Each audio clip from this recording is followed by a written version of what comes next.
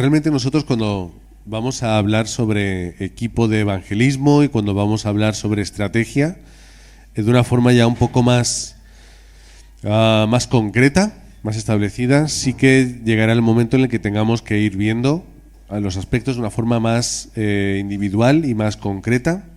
Pero nosotros hoy vamos a hablar, aunque sea de una forma un poco general, de cuáles o quiénes tienen que formar ese equipo de evangelismo.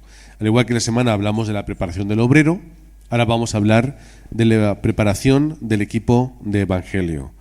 Leemos en Mateo 10, del 5 al 10, dice: a estos 12 envió Jesús y les dio instrucciones, diciendo: por camino de gentiles no vayáis, y en ciudad de samaritanos no entréis, sino id antes a las ovejas perdidas de la casa de Israel. Y yendo, predicad, diciendo: el reino de los cielos se ha acercado. Sanad enfermos, limpiad leprosos, resucitad muertos, echad fuera demonios. De gracia recibisteis, dad de gracia. No os proveáis de oro, ni plata, ni cobre en vuestros cintos, ni de alforja para el camino, ni de 2 túnicas, ni de calzado, ni de bordón, porque el obrero es digno de su alimento. Jesús envía a los discípulos de 2 en 2, de la misma forma que vemos otras veces donde el Señor habla y envía a equipos. Primero encontramos a la selección de los 12, es decir, el Señor elige a los 12 apóstoles, que serían después, en ese momento eran simplemente discípulos, y los selecciona para estar con Él, para escucharle, para aprender y ver cómo lo hacía, para ayudarle, para colaborar, para empezar a tomar responsabilidad, para que llegase el momento en el cual ellos tenían que estar solos, estar preparados para hacer la obra del evangelismo. Un tiempo de entrenamiento fue el que hemos leído en el capítulo 15. Es el tiempo concreto de entrenamiento que les lleva a experimentar tantas cosas en el campo. ¿Por qué Jesús envía a los 12 tan pronto? Les hace tener ese tipo de viaje rápido, para que ellos pudiesen experimentar, entrenar lo que luego después iban a tener que hacer en su vida. La historia, o al menos la tradición, nos habla de cómo los apóstoles, después de la muerte del Señor y del establecimiento de la iglesia primitiva, ellos tuvieron que esparcirse, predicar como misioneros y morir en muchas circunstancias demasiado desagradables. Así que la formación de los 12 era el equipo que el Señor tenía a su lado para hacer en ese momento su ministerio. Luego los envía, como hemos leído en Mateo 10, no Mateo 15, Mateo 10, del 5 al 15, y después envía a los 70. Es decir, 70 obreros, o alguna traducción habla de 72, donde son enviados de la misma forma, una forma muy parecida y muy similar. 70 personas enviadas como de 2 en 2. De la misma forma que estaban los 12 enviados de 2 en 2, también lo hace equipos de evangelismo. Unidad de 2 personas para apoyarse, para estar unidas, para cuando uno habla, el otro ora. Cuando el otro sana, el otro está obrando, es decir, está orando. El equipo que hace falta enviarse en el campo de esta forma, de 2 en 2. Y luego además la comisión más plural, en la cual todos estamos. Id, haced discípulos a todas las naciones y me seréis testigos, como dice Hechos 1:8 y primeramente Mateo 28. Es decir, dentro de la comisión plural vemos que hay unidad y hay momentos de unidad. Esto hemos tomado aquí el ejemplo de Jesús, pero vamos a tomar el ejemplo de Pedro. Pedro, cuando van a sanar al cojo, al principio del capítulo 3, estaban juntos, iban los 2 apoyándose, el uno con el otro, los 2 unidos, los 2 luego, después, conducidos ante el Sanedrín, los 2 expuestos a un castigo y los 2 recibiendo respuesta. Pero ahí estaba la unidad. Cuando Felipe en Samaria va y empieza a predicar en el capítulo 8 de Hechos y empieza a haber gran respuesta en Samaria, ¿qué sucede? Que envían mensajeros a Jerusalén y llega esto a oídos de los apóstoles. ¿Quiénes son enviados? Pedro y Juan van a Samaria para observar, para ver Y cuando vuelven, ¿qué es lo que dice la palabra de Dios? Que van predicando por las aldeas de vuelta hacia Jerusalén, aldeas samaritanas. Por lo tanto, vemos la unidad de los discípulos.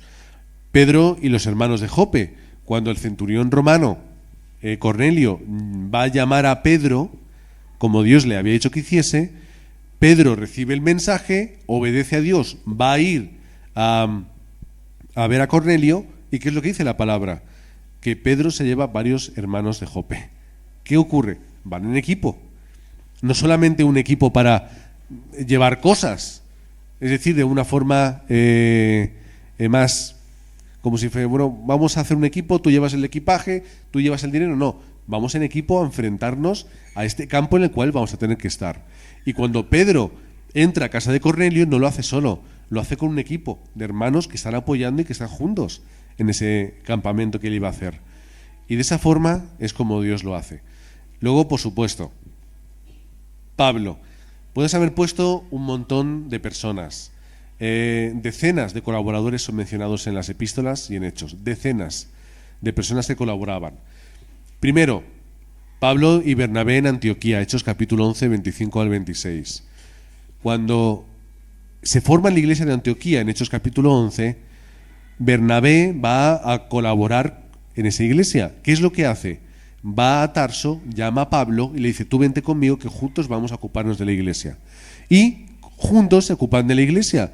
Cuando había que volver a Jerusalén, van juntos, después del capítulo 12 de Hechos, para volver otra vez a Antioquía, establecerse en esa iglesia, liderar en esa iglesia, y luego después, el punto 2, capítulo 13, ser enviados a las misiones. ¿Cómo? En equipo. No solamente Pablo y Bernabé, sino también Juan Marcos, que era primo o sobrino, depende de cómo lo traduzcamos, de Bernabé, en el primer viaje misionero. ¿Cómo? En equipo. Así es como ellos lo hacían.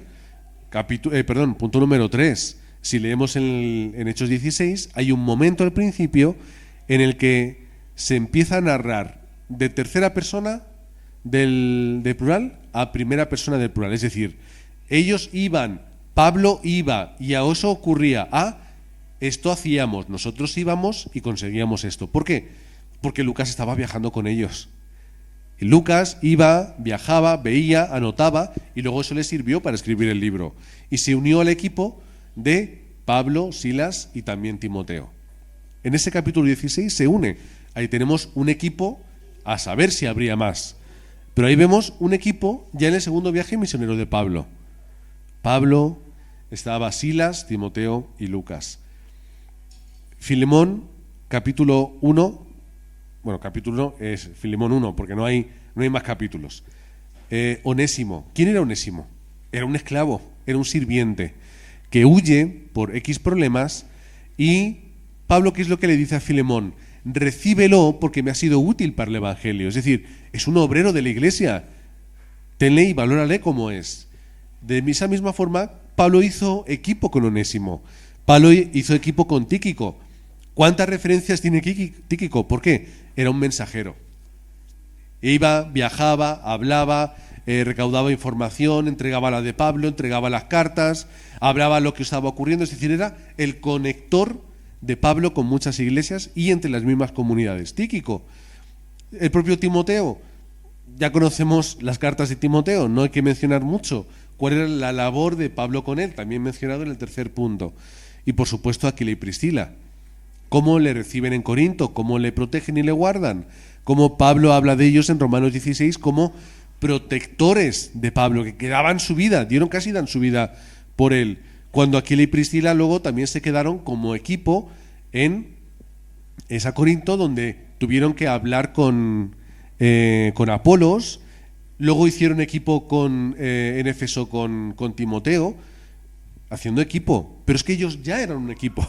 Aquila y Priscila ya es equipo, por lo que cuando se habla de la casa, o sea, de la iglesia en la casa de Aquila y Priscila, es en la de un equipo, que estaba unido como matrimonio, pero en este caso para la evangelización del mundo. Y digo equipo porque si Priscila no hubiese tenido una labor más secundaria, no hubiese sido mencionada. Pero era mencionada adrede, ¿por qué? Porque tanto el uno como la otra y muchas veces mencionada a ella antes que él, trabajaban codo con codo. Los dos unidos como matrimonio, codo con codo, para la evangelización del mundo. Por ejemplo, no lo hemos metido.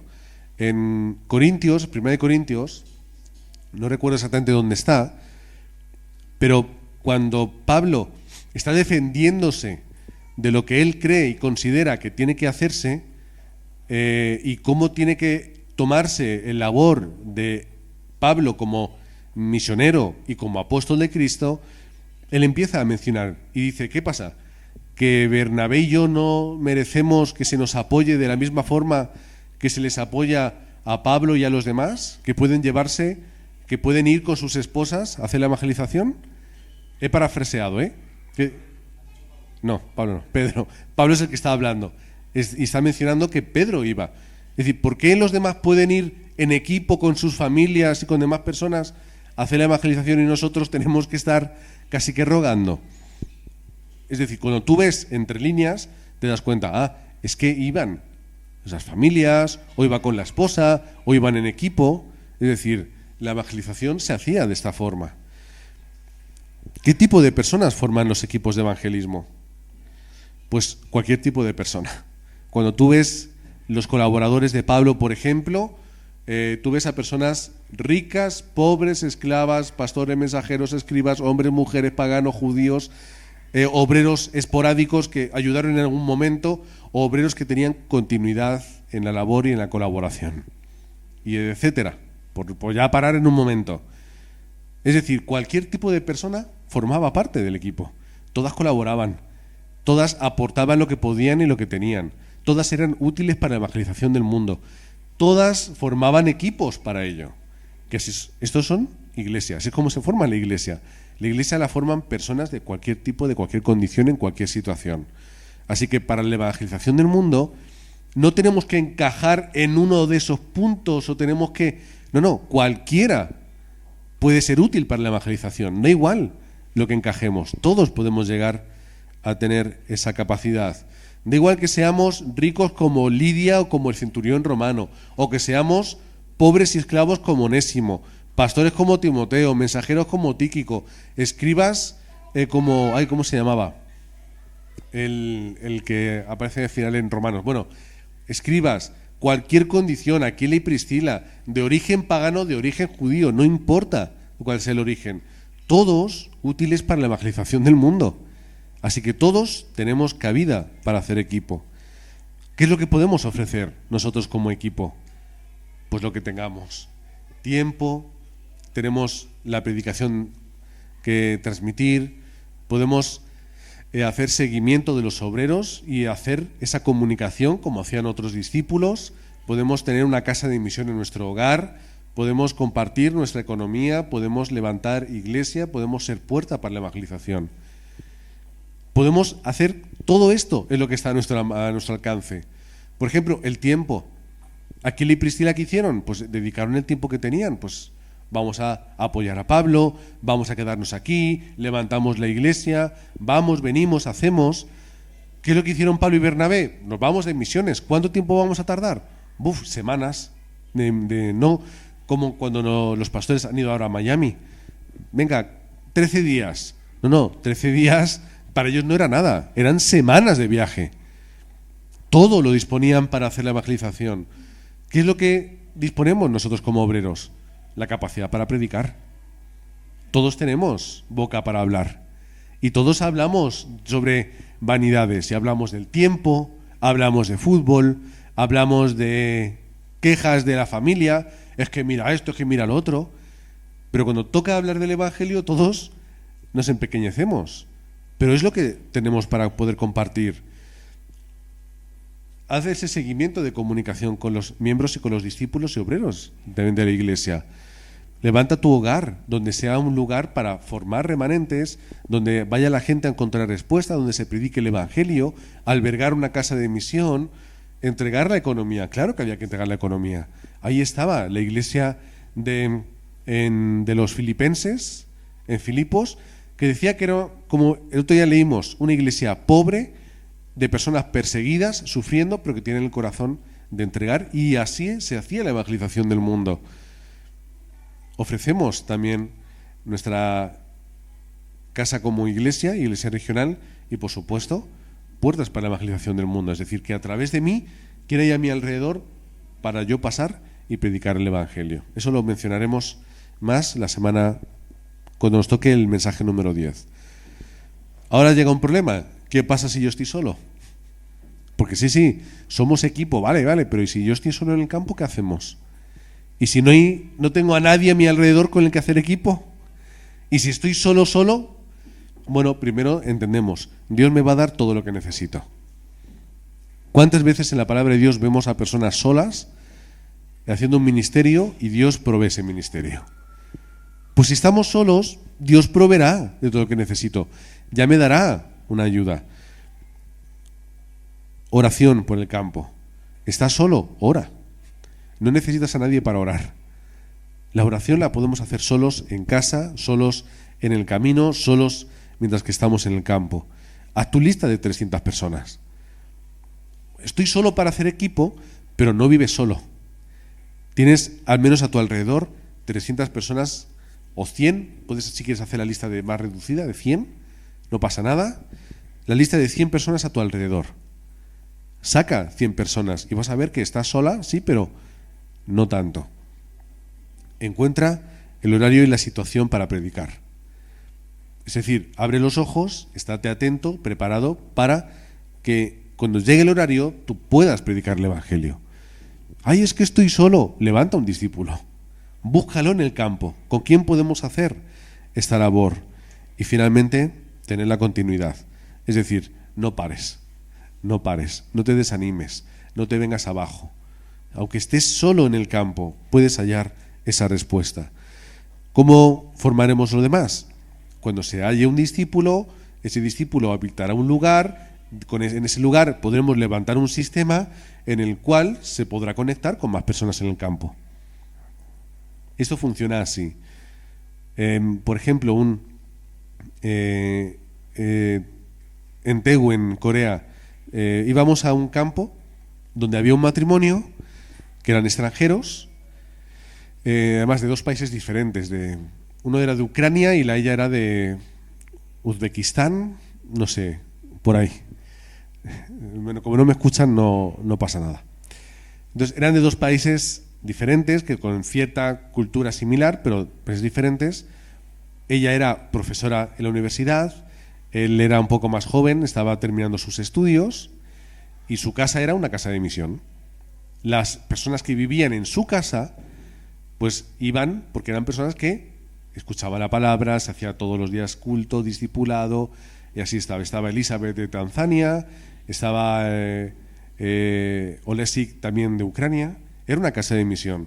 Y a través de ese pequeñito campo, de esa pequeñita unidad que estaba ahí, y yendo a la universidad, contactando con muchos extranjeros, pues ellos hacían esa labor día a día.